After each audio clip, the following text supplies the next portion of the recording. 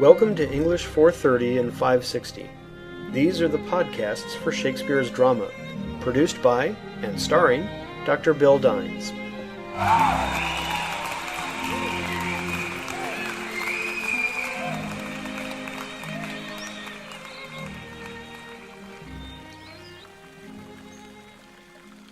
I have of late, but wherefore I know not, lost all my mirth, forgone all custom of exercise, and indeed it goes so heavily with my disposition, that this goodly frame, the earth, seems to me a sterile promontory. This most excellent canopy, the air, look you, this brave o'erhanging firmament, this majestical roof, fretted with golden fire, why it appears no other thing to me than a foul and pestilent congregation of vapours. What a piece of work is a man! How noble in reason, how infinite in faculty, in form and moving, how express and admirable, in action how like an angel, in apprehension how like a god, the beauty of the world, the paragon of animals, and yet to me, what is this quintessence of dust? Man delights not me. That's Kenneth Branagh as Hamlet, performing his What a Piece of Work is a Man monologue from Act 2, Scene 2, where he's in conversation with Rosencrantz and Guildenstern. The speech tends to get passed over, overshadowed by the more complex soliloquies, and dismissed because, after all, Hamlet's kind of explaining himself to a couple of morons. But I think it's an extremely useful entry point into the play as a whole. There are two dynamics at work here that I'd like you to be considering. First, the speech is self-referential on a couple of levels. Hamlet is giving insight into his own state of mind, though we don't know just how honest he's inclined to be to these guys. Remember that their appearance is a surprise to him, and his first inclination is to wonder about their motives. The monologue, however, also reminds us in the audience that we're watching a play. Specifically, that we're standing in the yard of the New Globe Theatre, less than a year old, watching Richard Burbage gesture to the brightly painted canopy above the stage when he mentions this majestical roof fretted with golden fire. Or perhaps sweeping his arm around the broad bare stage when he compares this goodly frame, the earth, to a sterile promontory. Hamlet knows that he's always on display when he's around other people, and Shakespeare, through Burbage, is reminding us that we are too. Second, the speech is place-seeking, which I admit is a clumsy term. Hamlet's trying to figure out where he is, where he belongs, his proper position on this broad scheme or structure. Watch how the terms of his search broaden over the course of this brief monologue. At first he's lost within the custom of exercises, his old patterns and habits. Then he's lost within the physical framework of the globe, whether that means the theater or the world.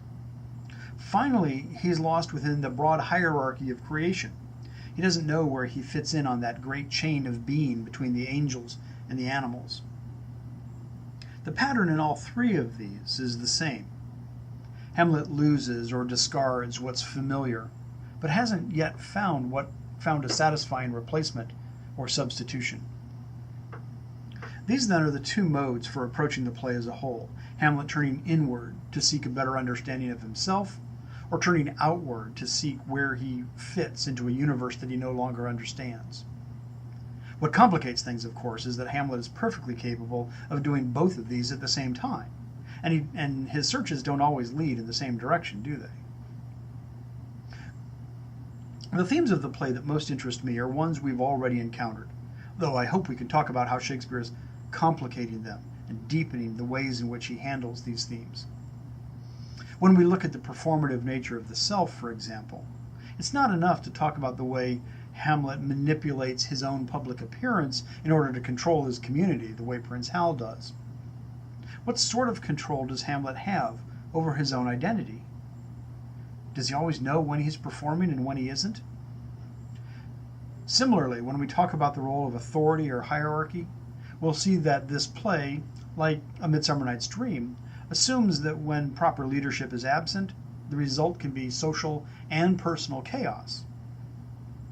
But before you blame all of the chaos in the tragedy of Hamlet on the usurping, brother-murdering Claudius, ask yourself what kind of king he's turning out to be, what sort of job he's doing ruling Denmark. Finally, this play shares some of the anxiety about the role of women that we've seen in the male-dominated history plays.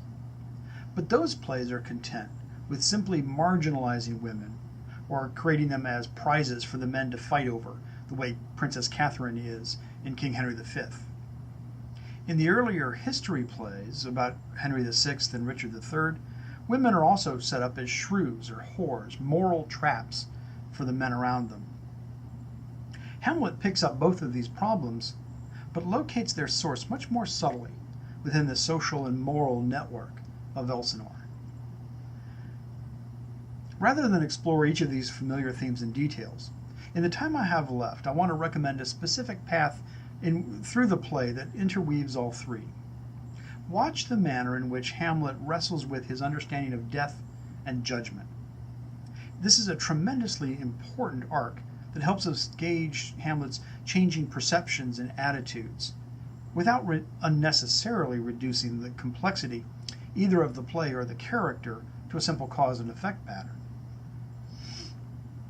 I'll only mention a couple of highlights of this arc here, asking you to look for other instances that you can bring to our class discussions. Look, for example, at Hamlet's rambling first soliloquy, Act 1, Scene 2, in which he describes his now dead father as almost godlike, while reducing his mother to less than an animal.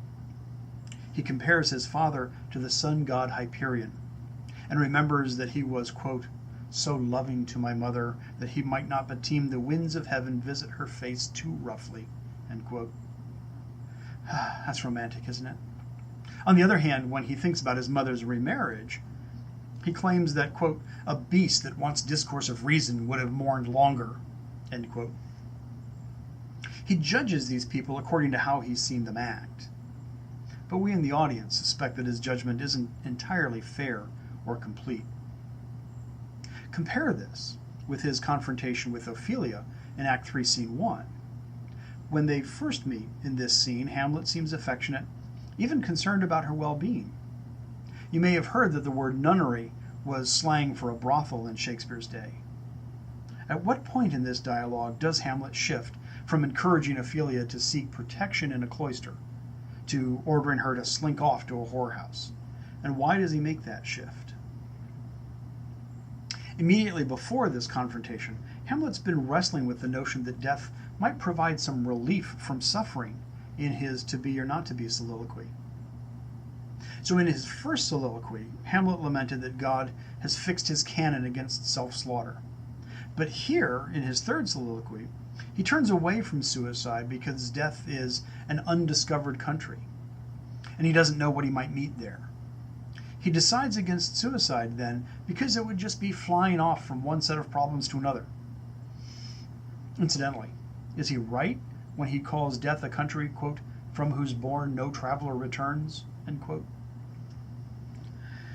At the start of the play, then, Hamlet seems convinced that there is a God who will punish sin, especially suicide. While by the third act he seems skeptical, unsure, worrying instead that this sleep of death may just bring bad dreams. By the final act, when he picks up the skull of his father's jester, Yorick, death has become the last joke, the final humiliation. Even Alexander the Great or imperious Caesar are now just dust and clay. Has Hamlet lost all faith in an ordered and meaningful universe? If God's law doesn't exist, or at least isn't knowable, what's left?